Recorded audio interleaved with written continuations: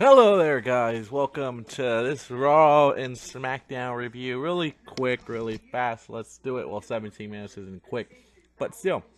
Monday Night Raw started off with a Memorial Day package. Obviously, it's what WWE does best. They do a great job right there. We started off with a Miz TV segment where the Miz would call out Dean Ambrose for stealing his Intercontinental Championship, and then he brought out his guests Cesaro and Sheamus, and they said, Sheamus and Cesaro said the Hardys are like a new toy, and that's what they're doing.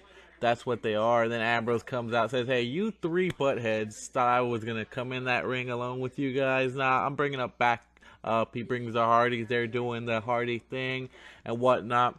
Then we get a tag team matchup. Somewhere Teddy Long is very excited. Somewhere very happy, loving the fact that he has himself a tag team matchup. But yeah, this was a good matchup. It would end with Matt Hardy getting some sort of a twist of fate, and then Jeff Hardy doing his swanton bomb onto the Miz. The winners of the match would be the Hardys and Dean Ambrose. I guess it just makes us remember, hey, these guys have matches at Extreme Rules, so why not put this together? Why not have a champion for his challengers? Then we see Corey Graves have to rush to the back and tell it. I guess he got a text message, so he had to rush to the back, and he pretty much came back after that. We got Kurt Angle being told by Corey Graves, "Hey, look, this is what I got for you," and then Angle saying, "I'm a disgrace. They're gonna take away my Olympic gold medals. What? Like, what's going on here?" No, and Corey Graves like, "Hey, I don't know, man, but I'm behind you no matter what." And then we get Elias Sampson, not Elias Sampson. Elias Sampson gets his matchup here, a one-on-one matchup. Does a little bit of singing before the match since that's his thing. Sings about beating the lunatic last week, which he needed the Miz's help, but hey. That's that. But easy already. You can already tell he's going to pick up a win, especially against a poor jobber named Zach Evans.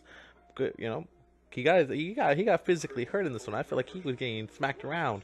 But Elias Sampson, who I don't know where he's going to go. I don't know what's going on. I don't know if he'll be successful. Always wish everybody was successful, but we'll see what happens with Sampson as he defeats Zach Evans in this matchup.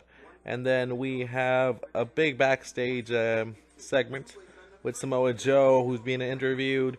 Joe says, I was watching Finn Balor's 24 special, and I found his weaknesses, and I've analyzed how to hurt him. And then he starts to mention Bray Wyatt. Bray Wyatt is like, boom, on his little thing. The little thing that happens with Bray Wyatt. And then Wyatt appears saying, "Hey, Joe, you're just like the rest of everybody else. You're blind, man. Open up your eyes." And Bray Wyatt said he's the only one that can defeat the Beast, Brock Lesnar. We then get our triple threat matchup between Samoa Joe, Bray Wyatt, Finn Balor. It was a good match. I enjoyed it. When I saw it, I was enjoying it. You did have Balor getting worked on by both Joe and Wyatt. The commentators were saying, hey, eventually these two are going to turn on each other. When is that going to happen? So it's just a little bit of here and there when it would happen. And Bray Wyatt, Bray Wyatt would finally turn on Joe. And at the end of the matchup, when the match started closing out, Balor ended up getting a little bit of a superheat, a little John Cena, landed a coup de grace on Bray Wyatt. And just when you're thinking, Bray is going to lose to Finn, sonny boy, that's not the way it works. See, the way it works is that Samoa Joe is a beast, and Samoa Joe comes from behind, attacks Finn Balor, throws him out, and tells himself, "Let me pin Bray Wyatt for the win." And the man with the plan, the man with the win, the man who's still undefeated is Samoa Joe. Well, undefeated since this matchup was announced, man. It was a good match, so I really did like it. There was big spots, and it was very physical. But it was still okay, man. It was still good. And then next, we get the Cruiserweight action of Rich Swan and Noam Dar. That's right, I was trying to sing Noam Dar, but now you have Sasha Banks added to this, and I love it, because Sasha Banks is going to be on 205 Live. You're now making the Cruiserweights feel like they're part of the show and not on an island all by themselves, because Sasha Banks will be on 205 Live, and then they're going to be tagging up at Extreme Rules in a mixed gender tag team matchup. At the end of the night, Rich Swan would pick up the win on Noam Dar. I think the thing that was nasty to me here was how Alicia Fox just hit the ring and face first. Just like, I'm dying here. And it's something. It's something interesting. Here or there. That's what it is. But can you handle it? And then we get a on the stage thing where Corey Graves is approached by Big Cass. Big Cass like, hey, you're not trying to rile anything up. You're not trying to tell people that I'm the guy that attacked Enzo. No. And Gray's like, and like, no, man, I'm good. And Cass like, okay, that's right. Don't be going there. And then we get a one-on-one matchup between Titus ONeil and Callisto. Callisto will lose the matchup to Titus ONeil. Titus did win this by grabbing the tights of Callisto and then telling Mr. Apollo Crews, that's how you win. That's how you win. I love that they had a little .com thing at the end of it where they had a press conference. Nobody was really there. That was the best thing in the world. Apollo was like, there's nobody here. Only that one guy right there, and that's it. I like Titus. I like him. And then we have everybody's favorite segment. This is Your Life for Bayley, presented by Alexa Bliss. Props to Alexa Bliss for keeping this going. But a lot of what. But Bliss had guests from Bayley's past. A teacher, one of her teachers, her former best friend and ex-boyfriend. Her ex-boyfriend and best friend ended up hooking up eventually in this whole segment. But I think the thing that was kind of weird was that her former best friend would say, we never hung out because all she wanted to do was be a loser and go watch Monday Night Raw. And I'm like, well, we're watching Monday Night Raw, so you're calling everybody a loser for watching Monday Night Raw? Or what are you trying to say by that? I guess they don't know. It's kind of weird. That segment was kind of weird, but I guess they're trying something different. They're not trying to stay the same. I guess it wasn't great. The fans weren't really into it, but I feel like the fans weren't really into much of the show. But I feel like it was still alright. Bayley's like, I've had enough of this shit from you guys. I'm coming in there. I'm gonna beat you down and I'm gonna beat you up. So she comes into the ring, sees the kendo stick on a pole, which is still kind of weird that they're still doing this matchup now. But hey, whatever. Alexa Bliss ends up seeing Bayley go for it. Alexa stops it. Alexa has her own kendo stick, and starts beating the crap out of Bayley. And I guess we're going to see Bayley use a kendo stick at Extreme Rules. That will be the giant payoff for the fans. I'm hoping that's the giant payoff for the fans. Not 100% sure if it will be, but that's it. And then backstage again, paramedics are helping out. Poor Enzo Morris as he's attacked again. And then Big Cat is like, hey, it was a revival. And then Kurt Angle says, no, it wasn't them. They left. But don't worry, I'll take care of it. This is my style. I got this. And then we get a cruiserweight tag team action match between the gentleman Jack Gallagher and Austin Aries versus TJP and Neville. It's a good preview for what we're going to see, especially with the way this match ends, as a submission would pick up the win. Austin Aries, though, making Neville tap out here tonight on Monday Night Raw. It had a lot of high energy. It was a good matchup. I think it was fine. It's what the cruiserweights always do. Austin Aries would make Neville tap out. So this makes me either believe that Aries will not be winning the title and Neville will be retaining his championship. But it should be an interesting matchup to see. Neville was a little miffed out. He was like, bro, come on. He's like, no, we just gave away the show for free. But that's that one right there. I'm not talking about Roman Reigns. I'm talking about R-Truth and Goldust promo. I enjoy it. This is one of the little things that I'm enjoying right here. Goldust coming back with being the director of it. Oh, and man, it's going to be gold. And I just loved everything about that one. So that's all I got to say about that. I really enjoyed the R-Truth and Goldust promo. Now we get to the main event. The main event fight. The main event matchup between former Shield partners Roman Reigns and Seth Rollins. Before the match, like I was saying, Roman Reigns was talking about how there's not a man on this earth that owes him anything, or he's gonna show everybody why he's the big dog of the WWE. I don't really know. I don't know what the hell is going on with Roman Reigns. But they had a good matchup. This felt like a pay-per-view matchup between both of these guys. They've had quite the rivalry in the past. You had a really cool spot with Seth Rollins trying to come back into the ring, get Superman punched, obviously, because the Superman punch happens all the time. And then Seth Rollins thinks he has himself Roman Reigns, and Roman comes out of nowhere again, hits him with the punch. It was a pretty cool matchup. It was a pretty good matchup, but Roman eventually would pick up the win. And then at the end of the night, it's just those two guys right there looking at each other like, hey, it's this is what we're gonna do. But all right. But let's go on to Smackdown Live, since that's what we all like to see. Started off with Kevin Owens doing his Kevin Owens highlight reel. I guess he's still not over his feud with Chris Jericho, or they're still trying to build up for it in the future. And I guess Kevin Owens is still thinking about Y2J, missing him. But Shinsuke Nakamura comes out. I think it was so stupid that they put fireworks in his damn entrance. One of the best things about him is his goddamn entrance.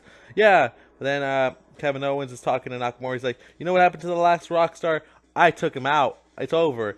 And they have Baron Corbin coming out saying, hey, it's a highlight show, right? Show my highlights. Show my highlights. And Kevin Owens like, no one really cares if you beat Sami Zayn. I've done that for 15 years.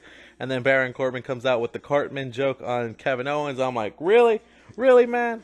Really? Look at you. Where'd your hairline at? But that's just that. But then Sami Zayn will eventually come out as soon as Nakamura starts getting his ass beat by both of them. I don't know why Nakamura went after both of them. He's just a crazy son of a gun. The crowd was just, they were cool. They were cool. They were cool. They were alright at the beginning. But then you get Sami Zayn coming out, and then Sami's like, hey, how about we make a tag team matchup right here, since you know, we could do it. And then I like how the commentary like, well, we have to see if Shane McMahon approves of this before all this. We had a tag team matchup between Nakamura and Sami Zayn against Baron Corbin and Kevin Owens, which it was a good matchup, solid matchup. I enjoyed what I saw right there. Kevin Owens, Sami Zayn always will fight forever. That's never going to stop. Both of them will always fight, no matter what will happen. At the end of the night, though, Shinsuke Nakamura picks up the win for his team, and that's another week where he defeats the United States Championship, and they'll be facing off against each other next week. So, you know, I feel like you've been the United States Champion twice. Maybe you should get a title shot. I'm just saying. But Shinsuke picks up the win, and the win is theirs. Shinsuke and Sami are like, well, hey, we picked up the win, but we're going to be opponents at Money in the Bank. Don't you forget about that. And up next, we have the Day One-ish. Or well, Day One is H, I don't know, come out. The Usos are insulting the Atlanta crowd and their Atlanta Falcons and doing their heel stuff, which is just great. You know, they're listing down the name of the tag teams that people thought would stop them, and no, none of them are there. None of them have been able to stop them. Not Breezeango. And then guess what you hear? You hear Big E, and Big E's like, oh, and they're here on Smackdown Live. The New Day do their New Day thing, which was just refreshing. Though. It was cool to see them back. Finally back. You did kind of miss the New Day for a little bit, and they did their thing. They told the Usos, guess what, we're going to get at Money in the Bank. We talked to the man that runs the show, Shane McMahon, and he said, we're going to get a tag team matchup. And they'll fight at Money in the Bank. And then the Fashion Files are back. Yes, they're still going with that. I was very happy. Someone messes up their offices, and Breeze is in a freaking dress doing undercover work still, and they were able to read each other's minds. It is great. They find a cologne or in the thing, and they're like, we know who did it, and it's going to be the colognes. I didn't catch it. It went over my head.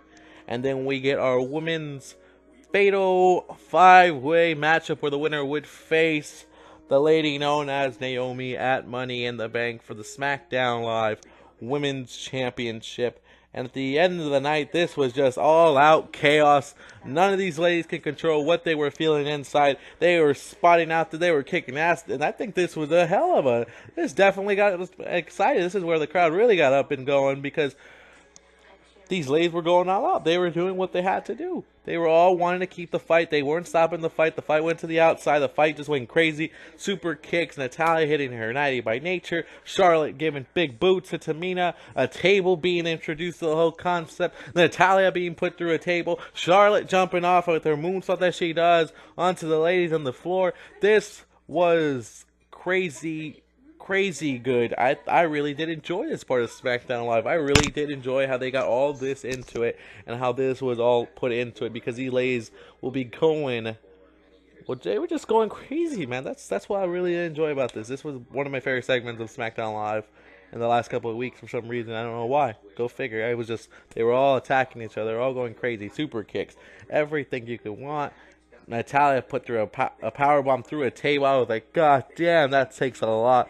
She got put through it. Shane McMahon comes out, though. But Shane McMahon comes out. He's dancing. What the f? He's doing this whole little Shane McMahon thing. I'm like, dude, these girls are just put each other. And then he comes in like, what up, Atlanta? And I'm like, bro.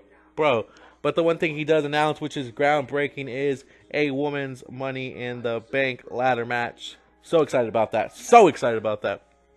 And then we get the matchup that everybody's been waiting for, the Fashion Police against the Colognes. The Cologne, you know, because it was Epico and Primo Cologne, yeah. The Fashion Police come out with Tyler Breeze dressed up in his get-up, because that's what Tyler Breeze does. Eventually, Epico would, Primo would rip it apart. We see Tyler Breeze get out of the match, but Tyler comes back in with a janitor get up, hit the unprettier, and pick up the win. And god damn it, I love Breezeango. Why is Breezeango just so amazing right now? Good job for them and their janitor get up. That was awesome. That was just fun. And then we get Randy Orton coming out next to talk about his loss to Jinder Mahal. Talks about all the great matches, his family legacy, who he's been, what he has done.